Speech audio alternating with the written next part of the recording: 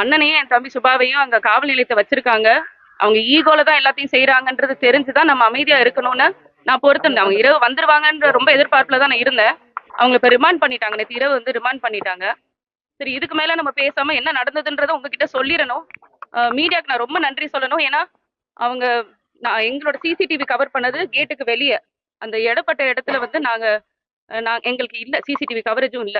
அதை கவர் பண்ணி கொடுத்த மீடியாவுக்கு நாங்க ரொம்ப நன்றி சொல்லணும். இன்னொன்னு சம்மன் கொண்டு வராங்கன்ற செய்தி எனக்கு வந்தது. வரும்போது சரி, அன்னைக்கும் இதே மாதிரி தான் கொண்டு வந்தாங்க, வலசரவாக்கத்துல இருந்து கொண்டு வந்தாங்க. அவர் ஊர்ல இருக்காருன்றது தெரிஞ்சுதான் வந்தாங்க. ஆனா தெரியாத மாதிரி என்கிட்ட தான் கேட்டாங்க. நான் அவங்கள காத்திருக்க சொல்லி அவர் வந்தக்கப்புறம் சந்திச்சு கையெழுத்து வாங்கி எடுத்துட்டு போனாங்க. அப்பவே வந்து சொன்னார் இவர், 2 வாரம் முழுக்க எனக்கு தேதி இல்லை அப்படின்னு. அவங்க தான் கேட்டு அந்த 27ஆம் தேதியை கேட்டு வாங்கிட்டு போனாங்க. உங்க வழக்கறிஞர்கள் வந்து அங்க வந்து எழுதி கொடுக்கட்டும், அதுக்கப்புறம் இன்னொரு தேதி கொடுத்துக்கிறோம்னு சொல்லி அவங்க தான் சொல்லி வாங்கிட்டு போனாங்க. நேத்து வழக்கறிஞர்கள் போன போது எழுதி வாங்கிக்கிட்டு உடனே அங்கிருந்து கிளம்பிட்டாங்க சம்மன் எடுத்துட்டு. ஆனா தேதி என்னன்னு அவங்களுக்கும் தெரியாது. மாதிரி வராங்கன்னு சொன்னாங்க. சரி, வந்தா இன்ஸ்பெக்டர் நம்ம சந்திச்சு பேசி சம்மனை கையெழுத்து போட்டு வாங்கிக்கலான்னு தான் நான் இருந்தேன். அப்படி ஒருவேளை எங்க கிட்ட கொடுக்க விருப்பம் இல்லைன்னா வீட்டுல எல்லாரும் இருந்தாங்க, வேற யார்ட்டையாவது கொடுத்துருக்கலாம், இல்ல என்கிட்டயே அவங்க சந்திச்சு கொடுத்துருக்கலாம். அவரு ஊர்ல இல்லைன்றது எல்லாருக்கும் அவங்களுக்கு நல்லா தெரியும். கிருஷ்ணகிரியில இருக்காருன்றது தெரியும். அவரை சந்திச்சு அங்க கூட அனுப்பியிருக்கலாம்.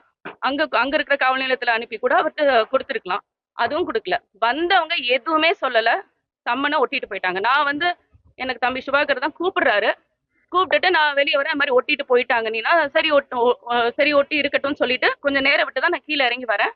நம்ம வழக்கறிஞர் சொல்றாங்க, சரி காவல்துறை ஒட்டிட்டு போயிட்டாங்கன்னா நீங்க எடுத்துருங்க அதை அப்படின்னு சொல்றாங்க. எனக்கு அது என்னன்னு பாலியல் குற்றம்னு போட்டு எத்தனை வருஷமா தான் இருப்பீங்க. சரி, இப்ப வந்து நீதிமன்றம் விரைவுபடுத்த சொல்லியிருக்கு. அது என்ன இப்ப உடனே அடுத்த நாளே வரணும்னா சரி, ஒரு ஊர்ல இல்லைன்னு தெரியும், நீங்க வேணும்னே இதை செய்றீங்கன்றது எனக்கு தெரியும். நான் வீட்டுல இருக்கேன், என்கிட்ட அதை நீங்க பேசிட்டு கூட நீங்க ஒட்டிட்டு போயிருக்கலாம். வந்து யாருமே இல்லாத வீட்டுல வந்து ஒட்டிட்டு போன மாதிரி நீங்க ஒட்டிட்டு போயிட்டீங்க. நான் வந்து வெளியே வந்து பாக்குறேன், தம்பி இது மாதிரி சொல்றாரு, ஒட்டிட்டாங்க நீனா. அப்புறம் பிரஸ் மட்டும் தான் நின்றுட்டு இருந்தாங்க. எனக்கு எனக்கு ரொம்ப அன்ஈஸியா இருந்தது அவங்க முன்னாடி வர்றதுக்கு. நான் அது நைட் ட்ரெஸ்ல இருந்தேன், நான் வெளியே வரல. சரி, தம்பியை தான் கிளிங்க தம்பி, இல்ல போலீஸ் போகணும், போலீஸ் போயிட்டாங்க அப்படின்னு சொன்னாரு. அதனால நான் கிளிக்க சொன்னேன். நான் தான் கிளிக்க சொன்னேன் அவரை, நான் படிக்கிறதுக்காக கிளிக்க சொன்னேன். அவர் கிழிச்சு என்கிட்ட கொண்டு வந்து கொடுத்தாரு. கொடுத்துட்டு நான் அது உள்ள உட்காந்து அது 2 மூணா கிழிஞ்சதுனால உட்காந்து அதை படிச்சுக்கிட்டு இருந்தேன். அந்த தேதியை பார்த்துட்டு வந்து அடுத்த நாளே வர சொல்லியிருக்காங்க. அன்னைக்கு இவங்க அப்படி ஒத்துக்கலையே அப்படின்னு, அப்படி சொல்லலையே அப்படின்னு சொல்லிட்டு நான் அந்த தேதியை பார்த்துட்டு இருக்கேன். அப்பதான் நான் எனக்கு தெரியல நடந்தது என்னன்னு எனக்கு தெரியல. இந்த கேட்டுக்கு உள்ளதான், அது கேட்டுக்குள்ள நடந்தது. நாங்க இருந்து உட்காந்து பார்க்கும்போது கேட்டு திறந்தது மட்டும் கேட்டுச்சு, பார்த்தேன் நானு. எடுத்த உடனே ஒரு பிரவீனோட சத்தம், என்ன நீ தள்ளுறியான்னு ஒரே சத்தம். எனக்கு எனக்கு நான் இதை சுத்தமா நாங்க எதிர்பார்க்கல. சம்மன் கொடுத்தாங்க, நாங்க சம்மனை வந்து எடுத்து வச்சு நாங்க படிச்சுட்டு இருக்கோம், அவ்வளவுதான். நான் சுத்தமா அதை எதிர்பார்க்கல. அப்புறம் அங்கிட்டு தள்ளிட்டு போறாங்க, செய்யறாங்க. அப்புறம் நான் அண்ணன் இப்படி இழுத்துட்டு போகும்போது தான் நம்ம எப்படி சும்மா இருக்குது. நம்ம நாங்க எல்லாம் உங்களுக்கு தெரியும், நாங்க வந்து கட்சி ஒரு குடும்பம் மாதிரி நாங்க எல்லாரும் சேர்ந்து ஒன்னா பயணிக்கிறோம்.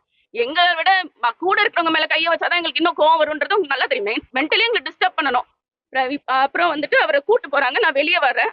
வெளியே வந்து பார்த்தா அவர் ஒரு ரிட்டையர்டு ஒரு எக்ஸ் சர்வீஸ்மேன் அவரை வந்து எப்படி ஒரு குப்பை மாதிரி நீங்க எல்லாரும் பார்த்துட்டு தான் இருந்தீங்க. அவர் எப்படி உள்ள தூக்கி போடுறாங்க. அவர் இங்க செக்யூரிட்டியா இருக்காரு, நம்மளுக்கு பாதுகாவலரா இருக்காரு. அவருக்கு கன் வச்சிருக்கிறதுக்கான லைசன்ஸ் வச்சிருக்காரு. அவரு அதை கையிலே எப்பவும் வச்சிருக்காரு, தன் பையில எப்பவும் வச்சிருக்காரு. அவரை அப்படி உள்ள தூக்கி போட்டு கொண்டு போறீங்க. நான் பார்த்துட்டு நான் போறேன். எனக்கு என்ன நடந்ததுன்னு தெரியாது. நான் போய் அவர் பிரவீனை அணுகும்போது, இன்ஸ்பெக்டர் அணுகும்போது அவர் சொல்றாரு, பாருங்க என்ன நடந்தது, என்ன பண்ணிட்டாரு பாருங்கன்றாரு. அப்ப சட்ட கசங்கி இருக்கு, அது கொஞ்சம் கலைஞ்சிருக்கும். நான் அண்ணன் எதுவும் தள்ளிட்டாரு இல்ல வார்த்தை எதுவும் தப்பா பேசிட்டாரோன்ற ஒரு எண்ணத்துல தான் சரி சாரி சார் நீங்க விடுங்க சார், நான் இது அவங்க கைதளவுக்கு கொண்டு போவாங்க, ரிமாண்ட் பண்ணுவாங்க, நம்ம துளி அந்த மாதிரி ஒரு சூழ்நிலையே இல்லை. ஆனா இவங்க வந்து அதை ஸ்கிரிப்ட் பண்ணிட்டாங்க.